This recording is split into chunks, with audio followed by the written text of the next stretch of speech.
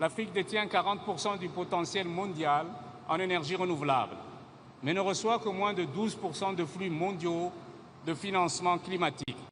Ce que nous recherchons, ce n'est pas la charité, mais l'équité. Une équité dans l'accès au financement et à la technologie ainsi qu'aux opportunités. Depuis trop longtemps, la promesse du financement climatique est restée un titre plutôt qu'une bouée de sauvetage. Il est temps de combler le fossé entre les paroles et les actes. La transition énergétique ne peut être financée par l'endettement et les inégalités. Elle doit être fondée sur la solidarité, la justice et la reconnaissance partagée. L'Afrique est responsable pour moins de 4% des émissions mondiales et ne doit pas en supporter le fardeau le plus lourd. La responsabilité restera collective, mais les obligations sont différenciées. Par ailleurs, la lutte contre le changement climatique est indissociable de la lutte pour la dignité et les droits humains. La récente affirmation de la plus haute juridiction mondiale nous rappelle que l'inaction climatique n'est pas seulement un échec environnemental, mais c'est aussi une faute morale. Protéger les populations et protéger la planète constituent en définitive une seule et même exigence. Your Excellencies, ladies and gentlemen, let us therefore shift the narrative from pledges to progress, from vulnerability to vitality.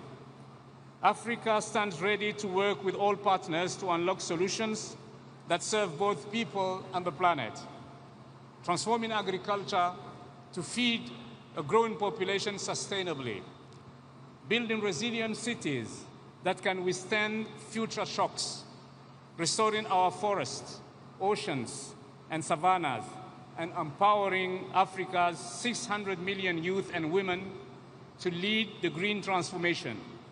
In this city that breathes with the spirit of the Amazon, let us choose courage over caution. Let us make COP30 the moment when the world decided that justice, solidarity, and shared prosperity are the only foundation for a livable future. The time for half measures has passed. The time for bold, united, and decisive action is now. Thank you very much. Obrigado.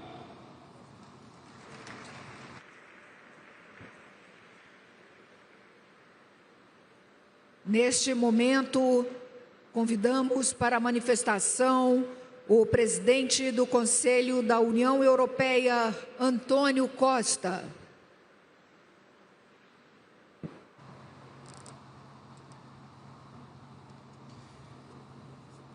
Excelências, queria começar por felicitar o Brasil pela organização desta COP aqui na Amazónia, uma das principais fontes de vida do nosso planeta.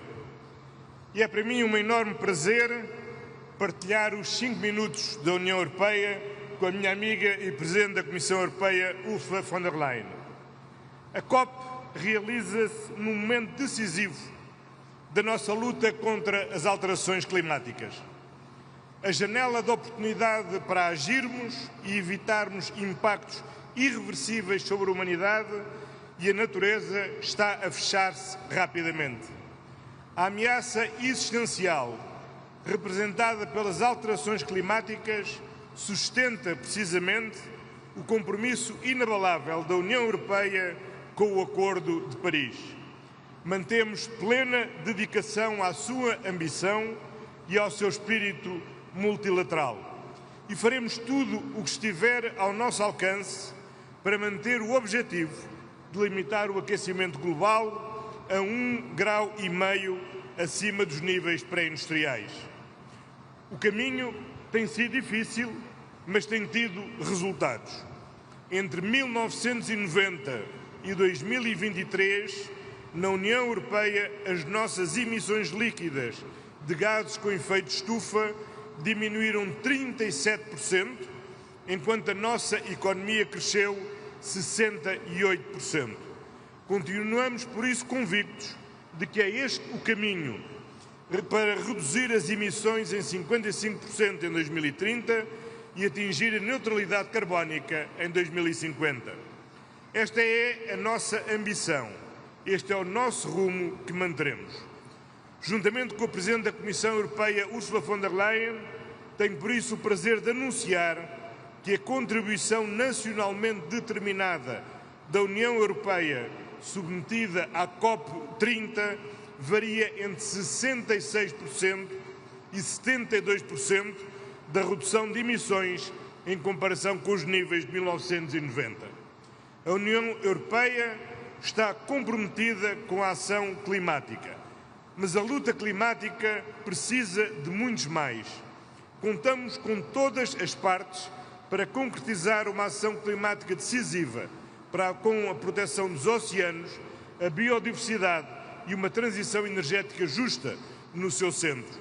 Sem multilateralismo não há ação climática decisiva e a União Europeia, que é o maior doador mundial do financiamento climático, que estará empenhada em mobilizar ainda mais recursos através da reforma do sistema financeiro internacional e do envolvimento dos setores público e privado.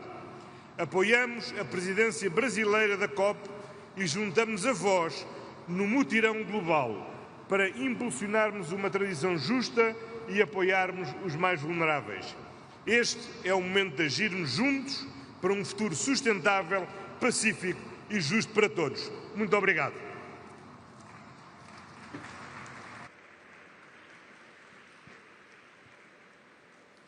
Convidamos agora a presidente da Comissão Europeia, Ursula von der Leyen.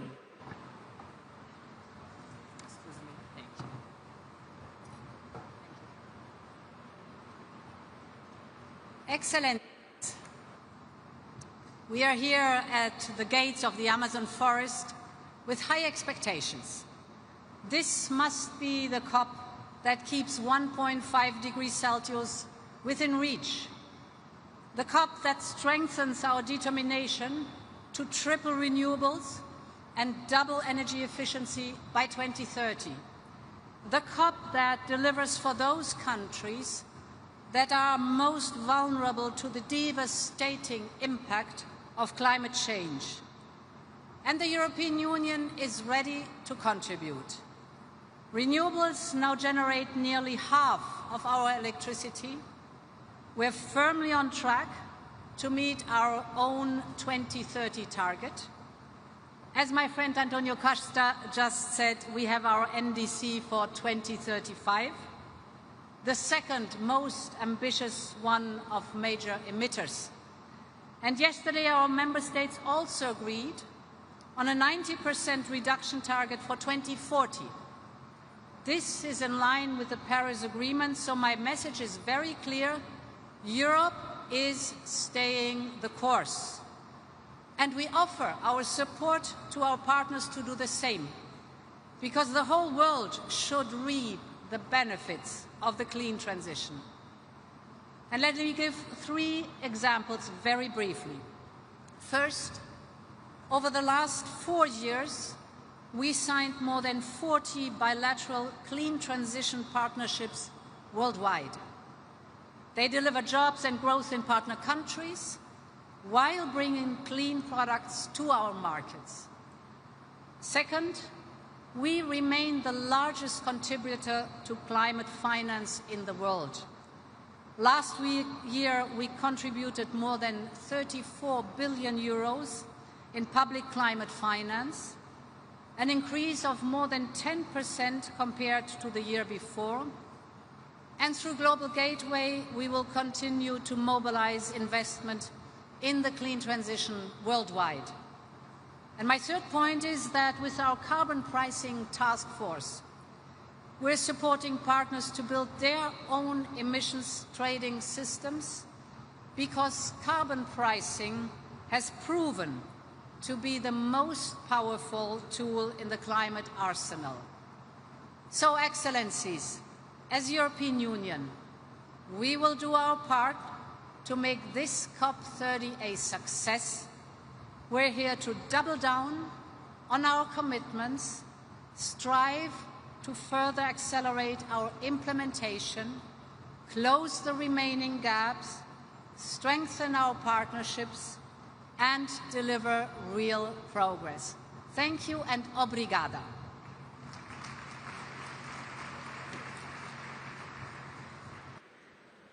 Convidamos agora o ministro das Florestas, Pesca e Meio Ambiente da África do Sul, John George.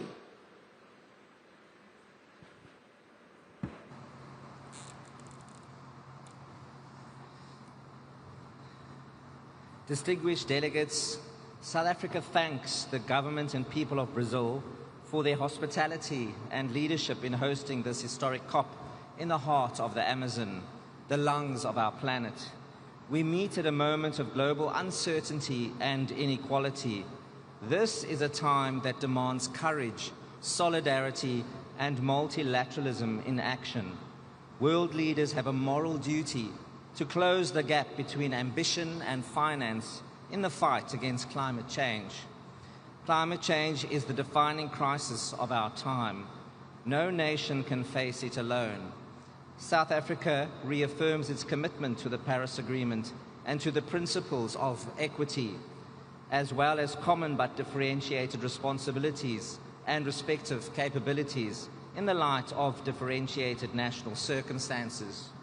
The global stocktake is clear. Progress is too slow. We must accelerate action on mitigation, adaptation, loss and damage, and the means of implementation.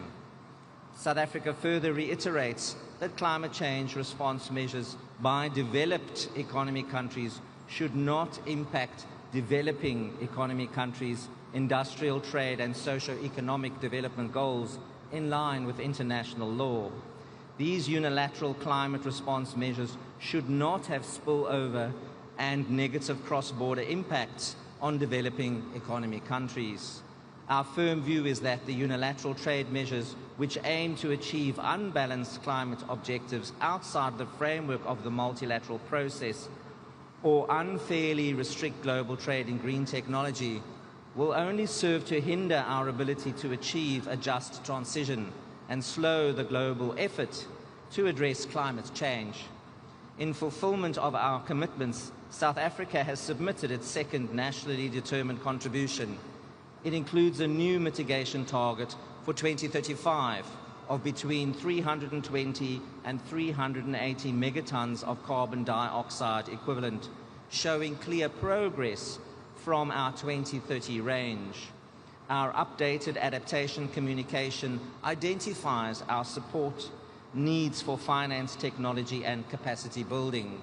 South Africa's expectations for COP30 are clear. The global goal on adaptation must deliver measurable indicators and the finance to achieve them. The Sharm el-Sheikh work program must unlock real investment through blended models. The Loss and Damage Fund must be capitalized. The Baku to Belém roadmap must advance $1.3 trillion in grants, concessional finance, and fiscal space measures. Reform of the international financial system is urgent so that multilateral banks can provide long-term and affordable capital for sustainable development and climate action. At home, South Africa is acting decisively.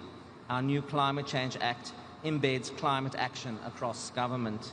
We are transforming our energy system by procuring renewables, reforming our electricity market, and expanding our grid to enable 30 gigawatts of new capacity by 2030.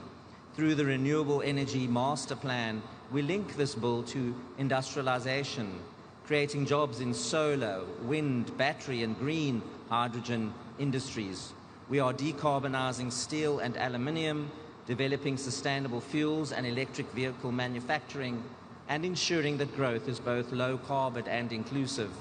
South Africa stands ready to work with all nations to turn commitments into action and ambition into results. No country should face this transition alone.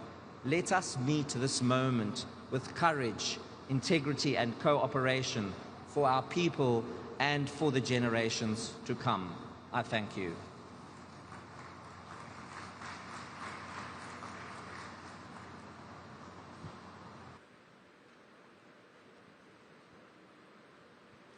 Nesse momento, chamamos a primeira ministra de Barbados, Mia Amor Motley.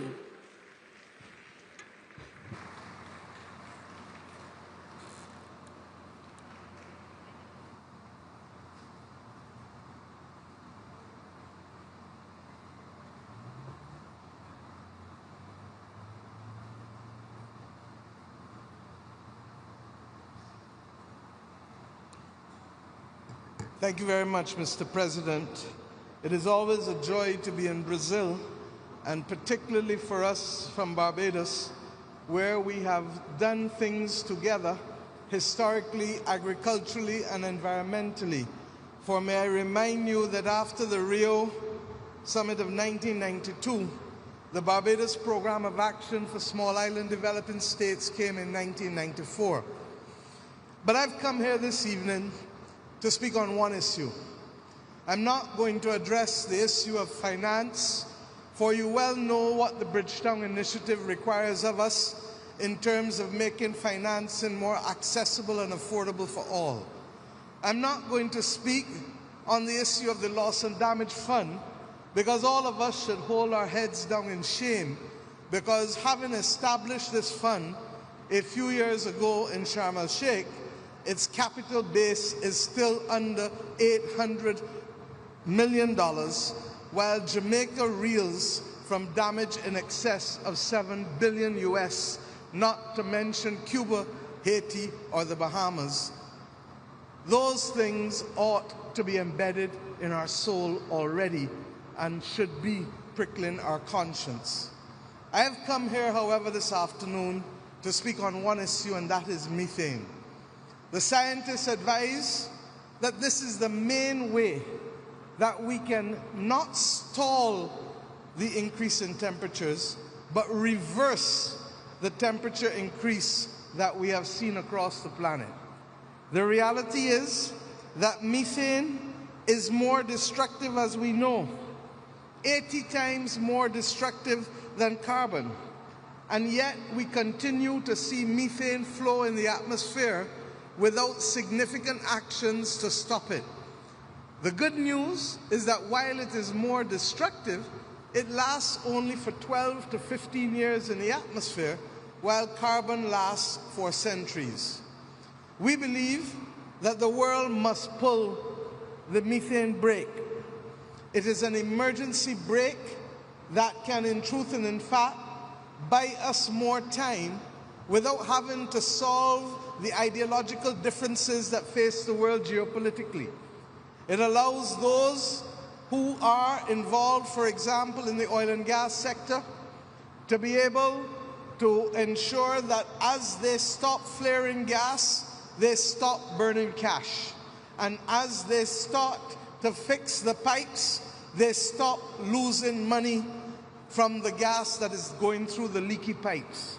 It is a win-win situation that speaks the love language of the oil and gas sector while speaking the love language of those of us who want to save the planet. But I go further. In so doing, it buys the sector time enough to be able to invest in a serious research framework to allow them to scale up the decarbonizing technology. Because one of the things that we have noticed year after year after year after year at COP is that while we make commitments, we have not appropriately assessed the capacity of countries to make the transition in order to meet the commitments which they are given. This buys us the time. In addition, there are two other sectors that contribute to methane. One is the agricultural sector, whether in terms of livestock farming or in terms of rice paddy farming. I understand the nervousness of those that come from countries with strong farming communities. I understand the nervousness of Europe. I understand the nervousness of Latin America. I understand the nervousness of some countries in Asia. But let us also deconstruct the issue. While the oil and gas sector can take actions to stop flaring and to fix pipes and have the balance sheet so to do, we are not asking farmers to carry the cost of the transition to to new farming practices in the livestock industry or new farming practices in rice paddy farming that will allow the world not to suffer from the harmful effects of methane. We are asking farmers to make a transition for a global public good, and therefore the financing of the transition in how they farm ought to come from global financing and not from the farmers' balance sheets themselves. And the third sector, of course, is waste management. And we all know that we can convert waste to gas, whether we do it after it goes into the ground, or better still, whether we can convert it to avoid it going into the ground. We have a unique opportunity that by COP31, we don't only rest on the voluntary agreement that was made in Dubai by the oil and gas sector to be able to start to control methane. We need a global agreement like the Montreal Protocol, which allowed us to fix the issues of the ozone. It is perhaps the most successful climate agreement ever, and the only thing that stands in our way from dealing with this is the political will of countries and companies to make it happen. This is the only chance that we have to reverse the temperatures. And the world, my friends, has never been changed by spectators and naysayers. The world is changed by people of action. Do we need everybody acting at the same time? That would be ideal. But if we don't, then we must construct a coalition of the willing and show everyone what they stand to benefit while we fight for the prosperity and stability of people and planet. I'm obliged to you. Thank you.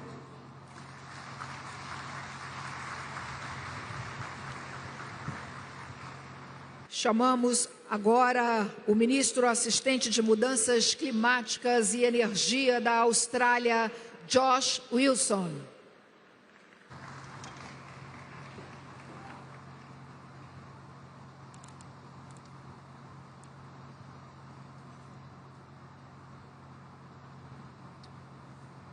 Good evening, colleagues. Boa tarde.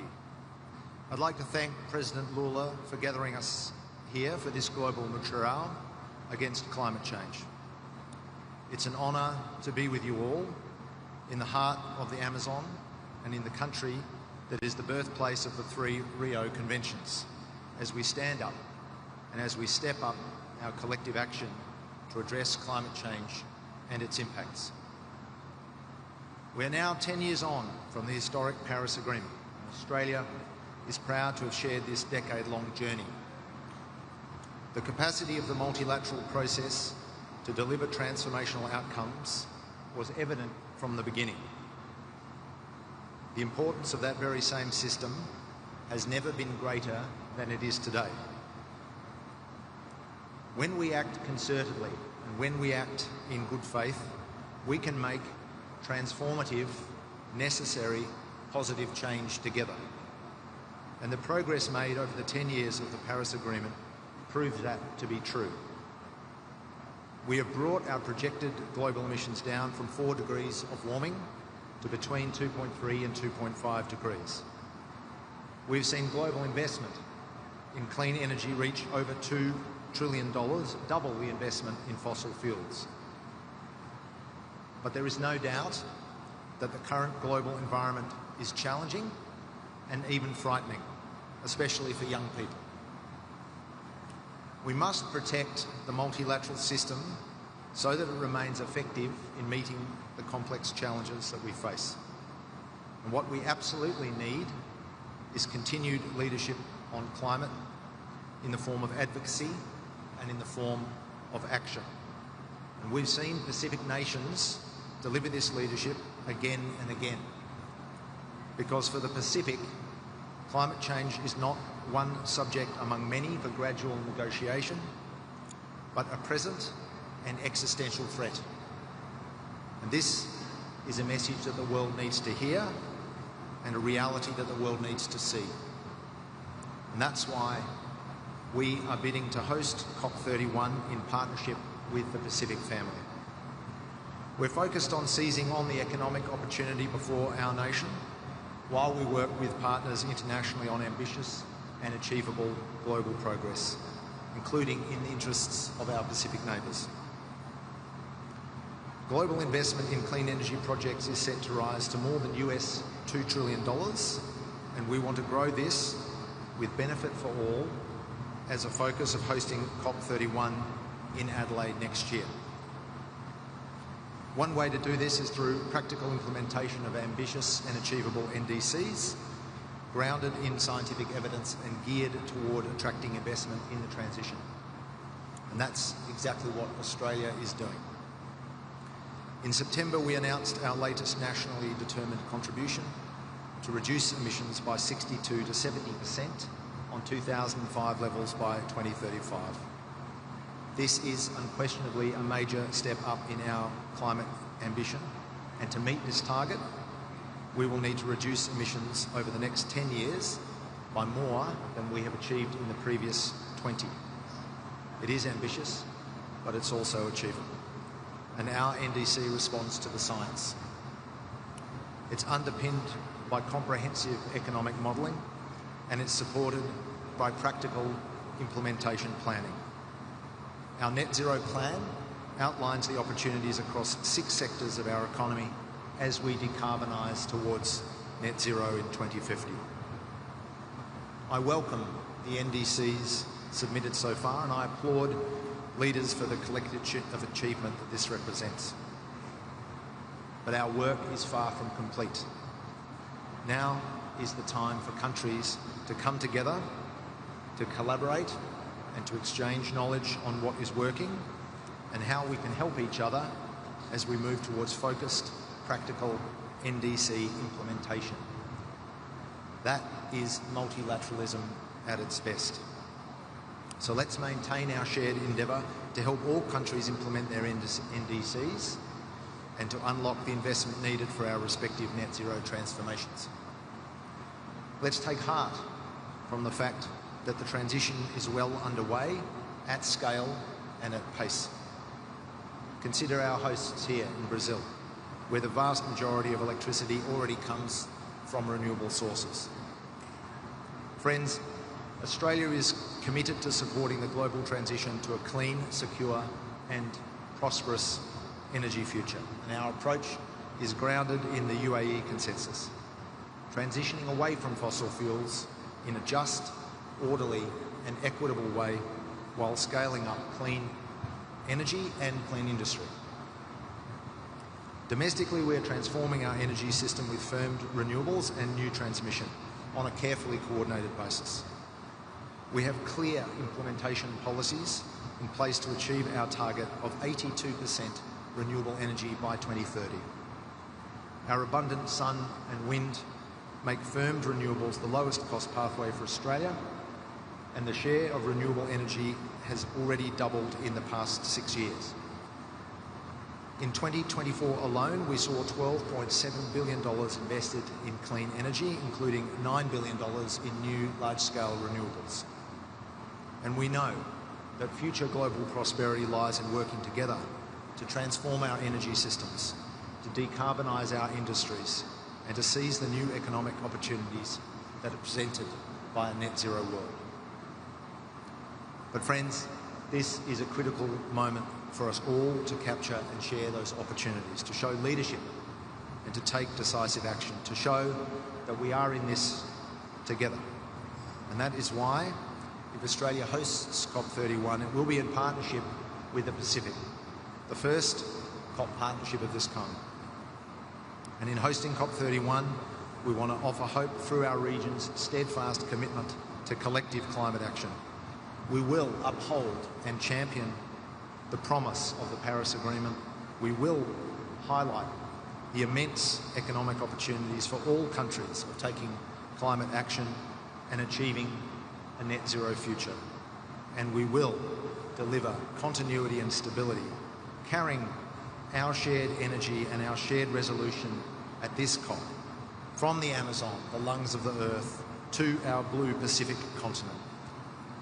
So friends, let us live up to the spirit of the global Machurao here in Belém and carry forward our collective action to secure the vital goals of the Paris Agreement, charting the course towards a cleaner, more sustainable and safe future that promises economic, social and environmental well-being for all. Thank you.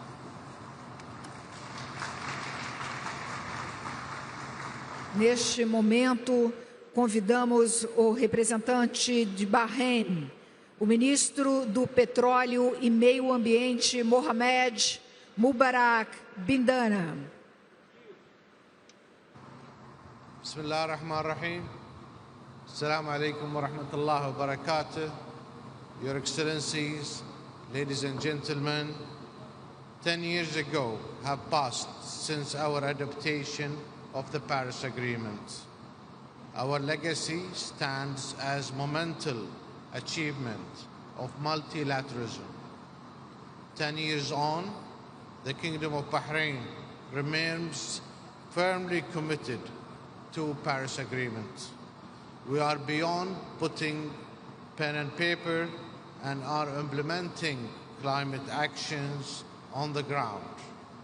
We do so on the belief that each nation has a role to play in this collective endeavor. We continue to pursue ambition, adaptation, and economic diversification that also delivers significant mitigation co-benefits.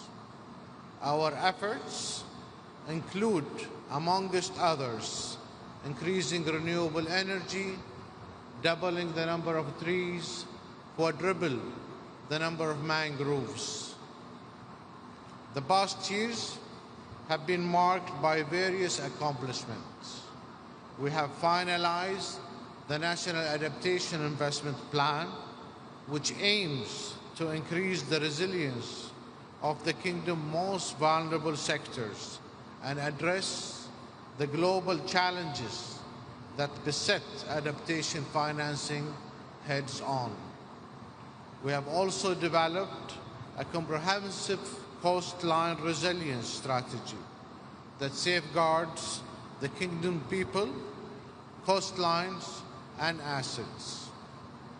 Additionally, we have independently compiled a national GHG inventory and are in the process to establish a robust GHG monitoring, reporting, verification system, MRV, that will help allow informed decision-making for years to come. Your Excellencies, it is the lesson from Paris that must continue to guide us, to go far and together. Our approach must remain holistic, addressing emission irrespective of their resources. It must be all-inclusive, recognizing the diverse circumstances and capabilities of all nations. And it must be unwavering. It is support for the sustainable development and climate resilience. I thank you.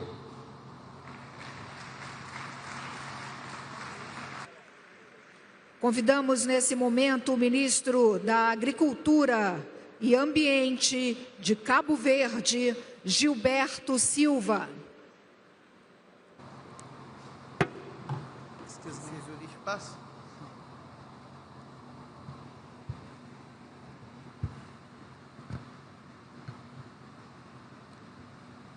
Excelências, senhoras e senhores chefes de Estado e do Governo, senhoras e senhores ministros, caros participantes, começo por agradecer o caloroso acolhimento do Governo e do povo brasileiro nesta bela cidade de Belém. No contexto desta emergência climática global, Cabo Verde passou a enfrentar eventos extremos com muito maior frequência, tempestades e furacões, inundações, secas severas e prolongadas. Também enfrenta a aceleração da erosão da orla costeira, a intrusão salina e a contaminação das águas subterrâneas. Tudo isto afetando diretamente as pessoas, as infraestruturas, os meios de subsistência e os rendimentos das famílias e comprometendo os esforços de desenvolvimento. São vulnerabilidades, sim, mas que encaramos como oportunidades. É essencial criar a capacidade de adaptação e a resiliência face aos efeitos das mudanças climáticas. Para o nosso pequeno Estado insular, isto é mais que uma opção, é uma obrigatoriedade. A nossa ação climática tem que incidir com maior foco sobre a água e saneamento, a energia e a transição energética, os sistemas agroalimentares, a mobilidade, a economia azul, o turismo resiliente e sustentável, a saúde e a proteção social. É claro que a fatura relativa à implementação das medidas de política climática é muito elevada, se considerarmos o negligenciável